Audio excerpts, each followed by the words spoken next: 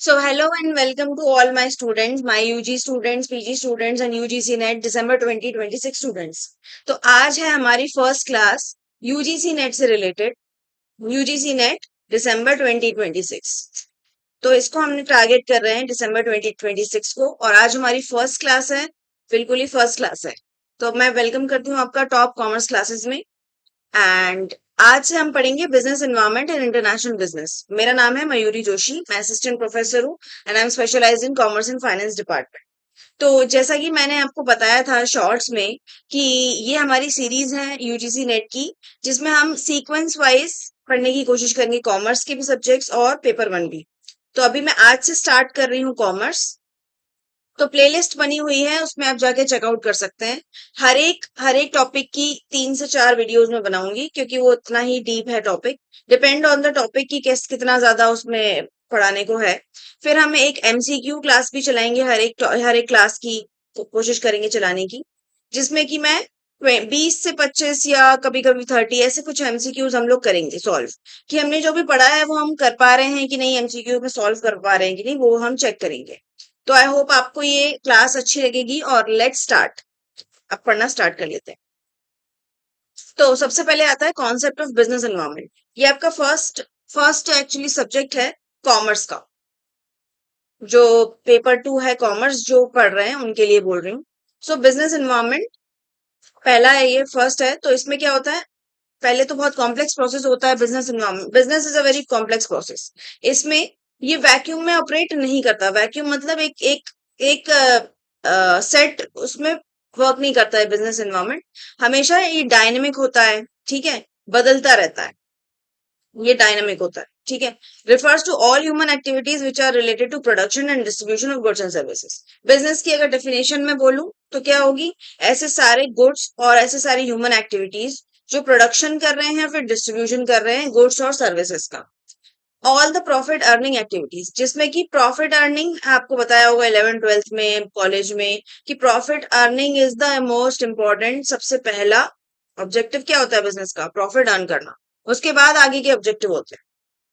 तो अब डेविस है एक इकोनॉमिस्ट कह लो, ये राइटर कह लो। इन्होंने क्या बोला था कि business is combined efforts of all people, production, distribution and goods and services. Combined effort होता है लोगों का, जिसमें वो प्रोड्यूस भी कर रहे हैं और डिस्ट्रीब्यूट भी कर रहे हैं, गुड्स को भी और सर्विसेज को भी, ठीक है। फिर नेक्स्ट इन्होंने बोला था, वीमर ने, क्या, business environment encompasses the climate और सेट ऑफ कंडीशन, जिसमें क्या आ गया, इकोनॉमिक, सोशल, पॉलिटिकल, इंस्टीट्यूशनल, ये सारी चीजें आ गई जिसमें बिजनेस एनवायरनमेंट काम करता है, ऑपरेट करता है, जिसमें भी कोई भी बिजनेस ऑपरेट करता है, ठीक है। तो ये हो गया कॉन्सेप्ट ऑफ बिजनेस एनवायरनमेंट। 10 क्या हो गया, बिजनेस एनवायरनमेंट में सारी चीजें आ गई, इंटरनल भी आ गई, एक्सटर्नल भी आ गई, ठीक है। इंटरनल मतलब बिजनेस के अंदर जितनी भी चीजें हैं, जैसे कि एम्प्लॉयज, ठीक है, जैसे कि उसके बोर्ड ऑफ डायरेक्टर्स, ये सारी चीजें इंटरनल हो गई। जो एक्सटर्नल है वो हो गई गवर्नमेंट, हो गई इन्वायरमेंट, हो गया पॉलिटिक्स, हो गया, ये सब हो गया। That effect the companies operation. तो इंटरनली भी इफेक्ट करती है और एक्सटर्नल भी इफेक्ट करती है। इंटरनल पावर रिलेशनशिप्स, ठीक है, orientation of the business organisation, nature of economy and economic conditions, ये सारे फैक्टर्स इफेक्ट करते हैं एक बिजनेस को। कि ज्योग्राफिकल ट्रेंड क्या चल रहे हैं, नेचुरल फैक्टर्स क्या हैं, ग्लोबल ट्रेंड क्या चल रहे हैं अभी, क्रॉस बॉर्डर डेवलपमेंट क्या क्या हुई है, क्लाइंट क्या है उनके, ठीक है, टेक्नोलॉजिकल डेवलपमेंट क्या हुई है, लॉ क्या है उस बिजनेस से रिलेटेड, और गवर्नमेंट क्या उसमें एक्टिविटीज कर रही है। तो ये सारी चीजें बिजनेस एनवायरनमेंट के अंदर आती है, ठीक है। बिजनेस एक अलग चीज हो गई, इन्वायरमेंट अलग चीज हो गई, दोनों को ऐड कर देंगे तो बिजनेस एनवायरनमेंट में ये सारी चीजें पढ़नी पड़ेंगी हमको, ये सारी चीजें पढ़ते हैं हम लोग। तो अब आता है नेचर ऑफ बिजनेस एनवायरनमेंट। तो क्या क्या, क्या था, डिपेंड ऑन ईच अदर। कैसे, बिजनेस एनवायरनमेंट पे डिपेंड है, एनवायरनमेंट बिजनेस पे डिपेंड है, ठीक है। Entire environment of a business is a combination of different factors. इसमें इकोनॉमिक आ गया, सोशल आ गया, पॉलिटिकल, लीगल, टेक्नोलॉजिकल, सारे फैक्टर्स को मिला के बिजनेस एनवायरनमेंट बनता है। इंटरडिपेंडेंट होते हैं, मतलब एक दूसरे पर डिपेंड होते हैं ये सारे फैक्टर। कोई भी एक फैक्टर इंडिपेंडेंटली नहीं चल सकता, ठीक है। जैसे इकोनॉमिक को देखने के लिए पॉलिटिकल भी देखना पड़ेगा, लीगल भी देखना पड़ेगा, सोशल भी देखना पड़ेगा, मोबिलिटी, फ्लेक्सिबल होता है नेचर में, मतलब बिजनेस एनवायरनमेंट या बिजनेस चेंज होता रहता है, कभी भी ये स्टैटिक नहीं रहेगा, फिक्स नहीं रहेगा कि एक मेथड है उसी पे उसको अप्लाई करना है, ऐसा नहीं होता। It means the environment of business changes according to time. ठीक है। तो इन द सेम, पहले हम लोग कैसे करते थे कम्युनिकेशन, पहले हम लोग लेटर के थ्रू कम्युनिकेशन करते थे, अब हम फिर फोन आ गया, पहले फिर लैंडलाइन आ गया, अब फिर मोबाइल फोन आ गया, अब वाईफाई आ गया, अब एआई आ गया। तो इन सब के थ्रू हमारा कम्युनिकेशन ये क्या हो गया, फ्लेक्सिबल है, चेंज होता रहता है। Due to continuous change in business policies strategies, ये सब भी चेंज होता है, मतलब एनवायरमेंट के साथ साथ बिजनेस को अपने आप चेंज होना पड़ेगा। अगर वो चेंज नहीं होगा तो फिर वो बिजनेस खत्म हो जाएगा या कम हो जाएगा। जैसे पहले जो है डीवीडी चलती थी, डीवीडी चलती थी, ठीक है, अपने डेटा स्टोर करने के लिए, रीराइटेबल होती थी। फिर पेन ड्राइव्स आ गई, अब जो डीवीडी बना रहा है वही पेन ड्राइव भी बनाएगा अगर, तो अब तो उसका बिजनेस चल पाएगा क्योंकि डीवीडी अब कोई नहीं खरीद रहा। फिर पेन ड्राइव के बाद हार्ड डिस्क आ गई, ठीक है, पेन ड्राइव के बाद फिर हमारा क्लाउड स्टोरेज आ गया। ठीक है, तो जो बिजनेस अपने आप को चेंज नहीं करेगा तो फिर वो वहीं खत्म हो जाएगा। जैसे डीवीडी वाले पेन ड्राइव नहीं बेचेंगे तो उनका दुकान ही बंद हो जाएगी। ठीक है।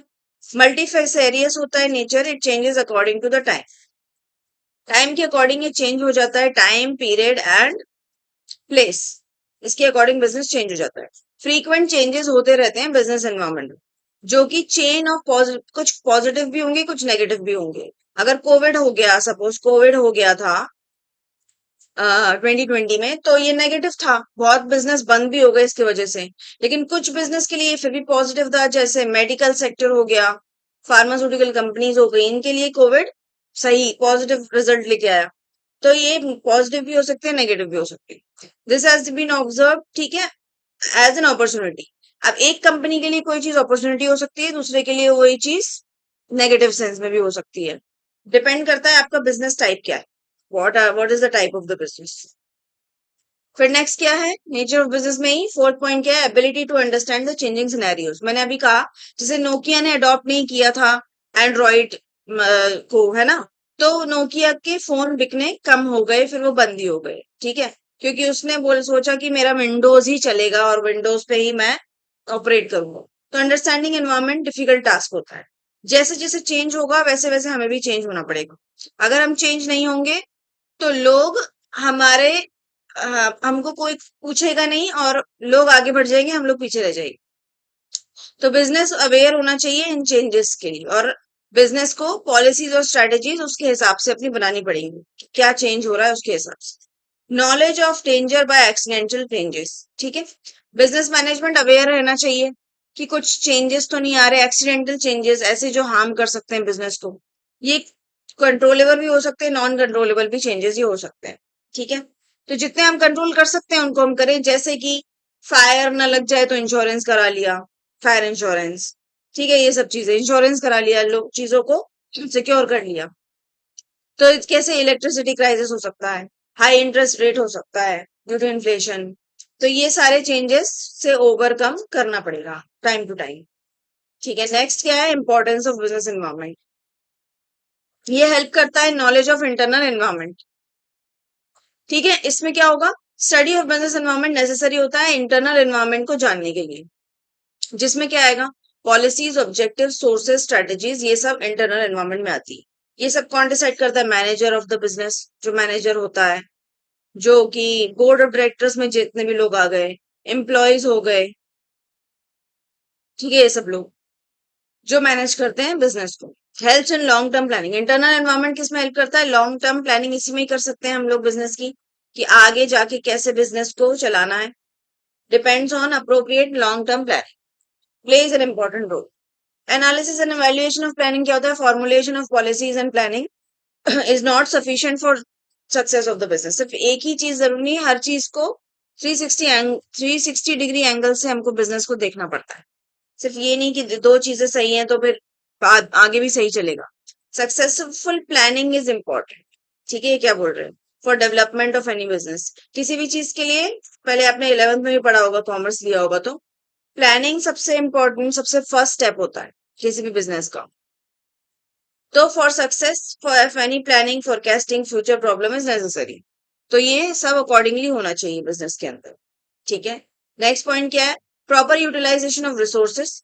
टू टाइप्स के होते हैं, नेचुरल एंड ह्यूमन रिसोर्स। ठीक है, कुछ रिसोर्स नेचुरल होते हैं, कुछ ह्यूमन होते हैं। नेचुरल रिसोर्स में हेल्प करता है क्या? नेचर ऑफ द बिजनेस, कि क्या किस टाइप का मेरा बिजनेस है। मैन्युफैक्चरिंग यूनिट है, कि मैं सर्विस प्रोवाइड कर रही हूँ, कि मैं कम्युनिकेशन का बिजनेस कर रही हूँ, मैं एग्रीकल्चर कर रही हूँ। एग्रीकल्चर करूंगी तो मेरे लिए लैंड हो जाएगा नेचुरल रिसोर्सेस। ठीक है, कि लैंड मैनमेड नहीं है, नेचर ने दिया है हमको। फिर क्या है? While human resources are helpful in deciding the technique of production. Human resource में क्या आएगा? टेक्निक, मतलब मैं लेबर को अपॉइंट हायर कर रही हूँ या फिर मैं मशीन से काम कर रही हूँ। ठीक है, मैनेजमेंट एंड कैपेबिलिटी क्या अडॉप्ट कर रहे हो बिजनेस में? मशीनरी ज्यादा लगी है या लेबर के से काम करवा रहे हो? लेबर से काम करवाओगे तो ओवरऑल जो आउटपुट है वो कमा सकता है, क्योंकि लेबर थक जाती है, मशीन थकती नहीं है, आउटपुट ज्यादा आता है। डिपेंड करता है आप कि आपका बजट क्या है। ठीक है, आपका टाइप ऑफ बिजनेस क्या है। फिर आता है develop competition ability. At present success of any business किस पे होती है? कॉम्पिटिटिव एनालिसिस करना पड़ता है, कि मेरा कॉम्पिटिटर क्या अलग कर रहा है, क्या नहीं कर रहा है, वो मैं करूं, जिससे कि जो पब्लिक है वो मेरे मेरे प्रोडक्ट खरीदनी चाहिए। ये क्या करता है? स्टेबिलिटी डिसाइड करता है बिजनेस की। इसमें क्वालिटी ऑफ गुड्स दो, कॉस्ट कम रखो, डिलीवरी उसकी टाइम पे दो कस्टमर को, या प्रॉपर होनी चाहिए। फिर आफ्टर सेल सर्विसेज भी बहुत इंपॉर्टेंट होती है, रोल प्ले करती है, बहुत इंपॉर्टेंट। जितने भी ये कौन से गुड्स होते हैं टेक्नोलॉजी वाले, ठीक है, व्हीकल हो गया, ये सब हो गया, इसमें सब में आफ्टर सेल सर्विस जरूरी होती है। एडवर्टाइजमेंट को अट्रैक्टिव बनाओ, मार्केटिंग स्ट्रेटेजीज अच्छी करो। तो ये सारी चीजें इसमें आती हैं कॉम्पिटिशन एबिलिटी में। ठीक है, इस पॉइंट में नेक्स्ट पॉइंट क्या है? जनरल एलिमेंट्स क्या होते हैं बिजनेस एनवायरनमेंट के? तो मेन कौन से होते हैं? एक इंटरनल होता है, एक एक्सटर्नल होता है। अभी हमने पढ़ा था, वो शॉर्ट में पढ़ा था, अब लॉन्ग में पढ़ रहे हैं। क्या ये फैक्टर होते हैं जिसमें कि जिससे कि बिजनेस एग्जिस्ट करता है? सारे इंटरनल फैक्टर्स। जी, ये फैक्टर क्या करते हैं? कंट्रोलेबल होते हैं। ये याद रखना, इंटरनल फैक्टर्स सारे कंट्रोलेबल होते हैं, जिनको हम कंट्रोल कर सकते हैं, क्योंकि ये विद इन द बिजनेस है। एक्सटर्नल फैक्टर्स हम कंट्रोल नहीं कर सकते। ठीक है, has control over them and determine the potential of company to meet environment challenges. ठीक है, अब कुछ इंपॉर्टेंट इंटरनल फैक्टर्स कौन से होते हैं? सबसे पहले कल्चर। कल्चर यहाँ पे क्यों आ रहा है? क्योंकि हमको पहले कल्चर समझना, हमारी कंट्री का कल्चर क्या है वो समझना, किसी और कंट्री का कुछ और कल्चर होगा, जिससे कि प्रॉफिट मैक्सिमाइजेशन हो। कल्चर को लेके बिजनेस करोगे तो प्रॉफिट मैक्सिमाइजेशन होगा। Person holding top position in certain modern enterprises have some values. ठीक है, कुछ ना कुछ हर किसी की वैल्यूज होती हैं, पॉलिसीज नॉर्म्स होती हैं, वर्किंग लैंग्वेज होती है, सिस्टम सिंबल्स होते हैं। जापान में जाओगे और हिंदी बोलोगे तो कोई कोई लेगा क्या नौकरी पे? ठीक है, इंग्लिश बोलोगे तब तो चल जाता है, लेकिन वो उनका कल्चर है कि वो जापानीज बोलते हैं, चाइना में वो चाइनीज बोलते हैं, इंडिया में हिंदी चलती है। ठीक है, तो ये सारे क्या होते हैं? कल्चर के अकॉर्डिंग बिजनेस या ये सब चीजें होती हैं, जो ओवरऑल इंटरनल एनवायरनमेंट होता है किसी भी बिजनेस का। ये एक हर ऑर्गेनाइजेशन का एक कल्चर भी होता है, कि आपको इस टाइप के कपड़े पहनने हैं, इस टाइप का आपको कुछ रूल्स होते हैं ना, कुछ रूल्स रेगुलेशन ये सब फॉलो करने पड़ेंगे। ये सब चीजें जिसमें कलेक्टिव बिहेवियर ऑफ ह्यूमंस आता है इसके अंदर। Extend to which culture of the organisation is shared by all. ये सबको फॉलो करना पड़ता है, चाहे वो टॉप लेवल पे हो चाहे वो लोअर लेवल पे हो। तो ये सारे जो फैक्टर्स हैं ये बिजनेस को हेल्प करते हैं ग्रो करने के लिए। ये कोई स्ट्रिक्ट रूल्स एंड रेगुलेशन नहीं होते, ये बिजनेस को हेल्प करते हैं ग्रो करने के लिए, इसलिए ये बनाए जाते हैं। अब आता है विजन मिशन ऑब्जेक्टिव। ये पढ़ा होगा आपने, देखा भी होगा, किसी भी कंपनी की वेबसाइट ओपन कर लेना, उसमें लिखा होता है उसका विजन, उसका मिशन। ऑब्जेक्टिव नहीं भी हो तो ये दोनों चीजें तो होती हैं, कि उनका लॉन्ग टर्म विजन। विजन मतलब लॉन्ग टर्म हो गया, मतलब हमको हमेशा क्या करते रहना है, लॉन्ग टर्म। मिशन मतलब अभी 6 महीने में 1 साल में क्या करना है वो होता है। ऑब्जेक्टिव्स मतलब ये हमारे ऑब्जेक्टिव्स है, ऐसे ऐसे हमारी कंपनी वर्क करती है। तो इसमें प्रायोरिटीज, फिलोसफी, पॉलिसीज ये सारी आती है। जैसे Ranbaxy's mission is to become a research based international pharmaceutical company. ये रैनबैक्सी एक कंपनी है जिसका मिशन क्या है कि इंटरनेशनल ये बहुत ही ज्यादा अच्छी कंपनी बनी, फॉरेन मार्केट में एंटर करें, ये इसका मिशन है। टॉप मैनेजमेंट स्ट्रक्चर क्या होता है? इसमें क्या होता है, बोर्ड ऑफ डायरेक्टर आते हैं इसमें, मैंने बताया था अभी। Very critical factor of development and performance of company.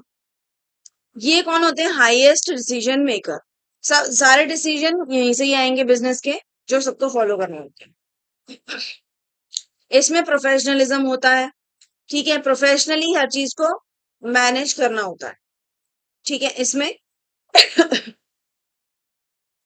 ठीक है, share holding pattern code have important managerial implication. ये शेयर होल्डर्स भी होते हैं कंपनी के, ठीक है, इनके इनके पास मैक्सिमम शेयर होल्डिंग कैपेसिटी होती है। All these factors are great important of point of view of companies internal environment, ठीक है। तो ये सारे फैक्टर्स इंपॉर्टेंट होते हैं इंटरनल एनवायरमेंट कंपनी के। हम लोग हर हर चीज को या हर टॉपिक को डिटेल में पढ़ रहे हैं, ताकि जो नए लोग हैं जिन्होंने अभी स्टार्ट ही किया है पढ़ना, उनके उनको भी समझ में आए, और जिनको ऑलरेडी आता है उनको रिवाइज हो जाए। इसलिए हर टॉपिक को शुरू से शुरू करना चाहिए। पावर स्ट्रक्चर होता है internal power relationship between board of director and senior executive, ठीक है। मतलब सीनियर मैनेजर जो होते हैं उनके बीच में और टॉप मैनेजमेंट के बीच में कैसा रिलेशन है।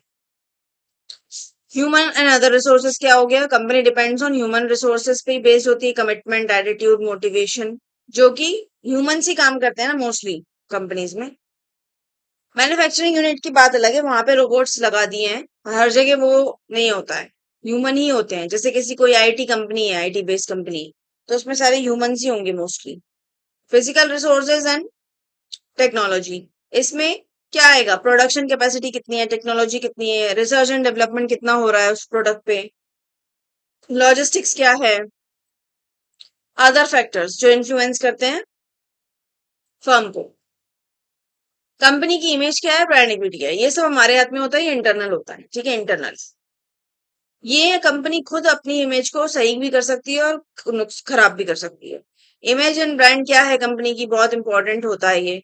फाइनेंस, मतलब लोगों से पैसा लेना है, तो अगर कंपनी की इमेज खराब है मार्केट में तो कोई पैसा नहीं देगा, ठीक है।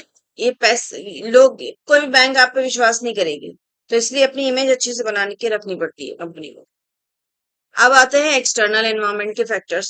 एक्सटर्नल क्या होते हैं, जो भी सराउंडिंग्स हो गए बिजनेस की, जो इन्फ्लुएंस करते हैं बिजनेस को, फंक्शनिंग ऑफ द बिजनेस को, उसको बोलते हैं एक्सटर्नल।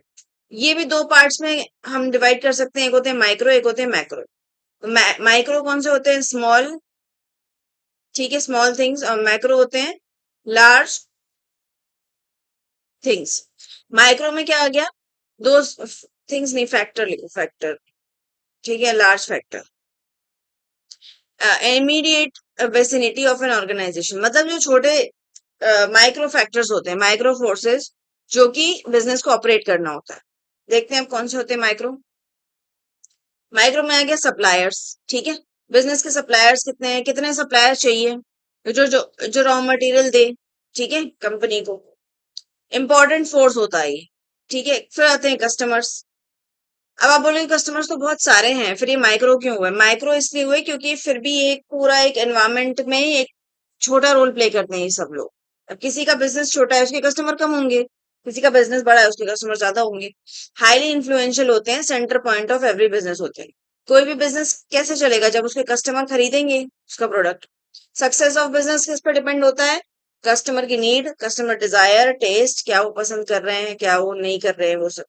मार्केट इंटरमीडिएरीज, इसमें क्या आ गया, एजेंट्स, ब्रोकर, जो आपकी गुड्स बेचने में आपकी हेल्प करते हैं, हु हेल्प द कंपनी, ठीक है, कस्टमर फाइंड करने में हेल्प करते हैं। ये लिंक होता है between company and final customer. फिर आते हैं कॉम्पिटिटर्स। कॉम्पिटिटर्स भी उतने ही जरूरी है, ये पता करने के लिए कि हमारी कंपनी कैसा कैसा रिप्रेजेंट कर रही है अपने आप कॉम्पिटिटर के सामने। तो कॉम्पिटिटर क्या ऐसा कर रहा है जो उसका प्रोडक्ट बिक रहा है, तो हमको क्या करना चाहिए, ठीक है, ये सब चीजें। फिर आता है पब्लिक एट लार्ज। पब्लिक में कौन आ गया, ऐसे लोग जो हमारे कस्टमर हैं और ऐसे लोग जो नहीं भी है। Group that is actual protection, जिसको हमको टारगेट करना है। Has its impact on business, जैसे ग्रोथ ऑफ कस्टमर ग्रुप में effect the company newly develop business. फिर आते हैं macro environment. Macro large factors हो गए जो कंपनी को इम्पैक्ट करते हैं, जो अनकंट्रोलेबल होते हैं बेसिकली। एक्सटर्नल कह सकते, एक्सटर्नल अनकंट्रोलेबल, ठीक है। इसमें क्या आता है, इकोनॉमिक एनवायरमेंट आ गया, इकोनॉमिक एनवायरनमेंट में क्या आ गया, जैसे एक्टिविटीज क्या करता है बिजनेस अपना प्रॉफिट को मैक्सिमाइज करने के लिए।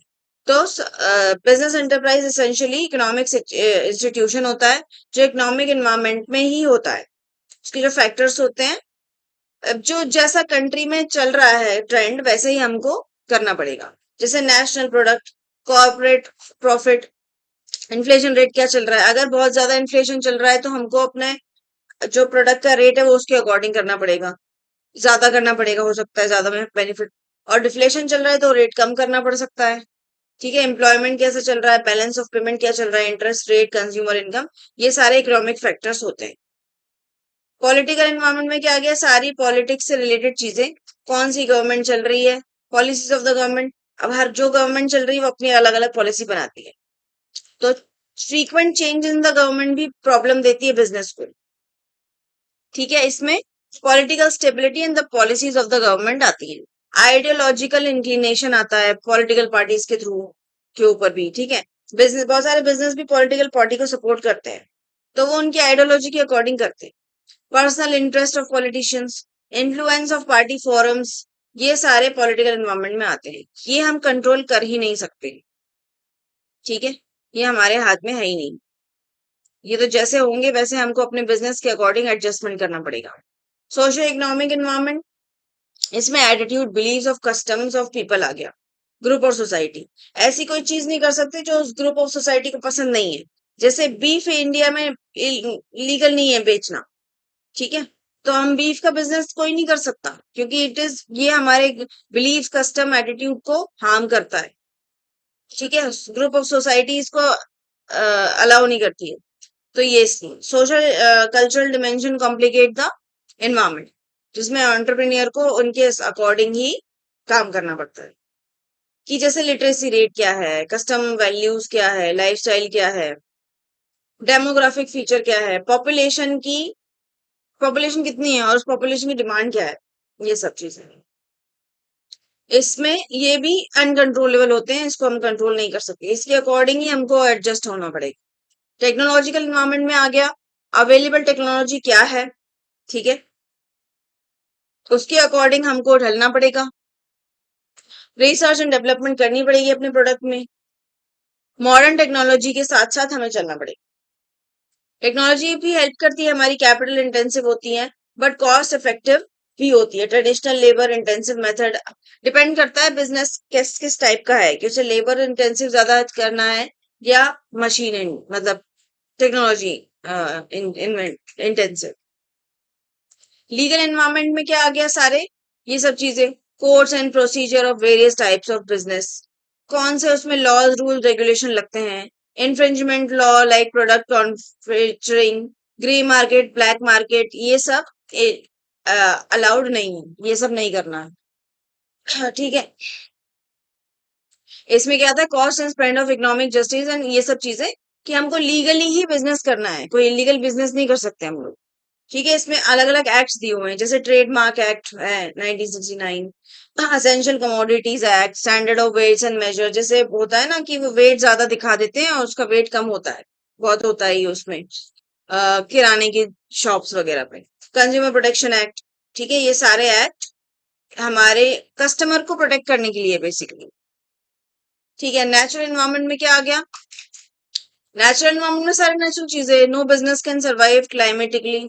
अगर कहीं नेचुरल डिजास्टर आ गया, कोई भूकंप आ गया, उसको कंट्रोल तो नहीं कर सकते, फिर तो ये है कि इंश्योरेंस अगर लेके रखा है तो वो इंश्योरेंस आपके काम आएगा। ठीक है, two relationship with natural, first क्या होती है, source as a raw material, natural चीजों को हम रॉ मटेरियल की तरह सोर्स करते हैं, और दूसरा है causes damage in the product process of production. ठीक है, दोनों ही चीजें। फर्नीचर का बिजनेस करोगे तो लकड़ियों को काटना पड़ेगा, लकड़ियों को काटोगे तो पेड़ों को काटना पड़ेगा, पेड़ों को काटोगे तो फिर वही इन्वायरमेंट को प्रॉब्लम होगी, हार्म होगा। ये सब कनेक्टेड है ऐसे। फाइनेंशियल इन्वायरमेंट हुआ, making decision about the investment in the business, कैसे डिसीजन लेने हैं। इसमें bond market, foreign foreign market आ गया, फॉरेक्स आ गया, स्टॉक मार्केट, कमोडिटी, ओटीसी, ये सब चीजें, ये सारे मार्केट इसके अंदर आ जाते, तो ये सारे मार्केट इंपॉर्टेंट रोल प्ले करते हैं फाइनेंस रेज करने में। अगर आप लिस्टेड हो तो ये आपको ज्यादा इफेक्ट करेगा, अगर लिस्टेड नहीं हो स्टॉक एक्सचेंज में तो इतना इफेक्ट नहीं करेगा। ग्लोबल एनवायरनमेंट क्या आ गया, वही कि डब्ल्यूटीओ क्या कह रहा है, वर्ल्ड ट्रेड ऑर्गेनाइजेशन, आईएमएफ, ये सारे बिग इंस्टीट्यूशंस क्या कह रहे हैं, कैसे बिजनेस करना है, ये सब चीजें क्या वो चेंजेस लाने को बोल रहे हैं। जैसे उन्होंने बोला कि आप वो करो, सीएसआर में ज्यादा सीएसआर में ज्यादा कंट्रीब्यूट करो। तो अब बिजनेस को अपना पैसा या अपनी सेविंग सीएसआर के लिए भी अलग से और निकालनी पड़ेगी। ठीक है, पैसा, ये सब चीजें होगी। Has to exist in modern market, business को एग्जिस्ट करना ही पड़ेगा मॉडर्न वर्ल्ड मार्केट को, तभी वो आगे बढ़ पाए। उसके रूल रेगुलेशन फॉलो करने ही पड़ेंगे कि आप ये चीजें नहीं कर सकते, जो भी रूल्स होंगे उनके।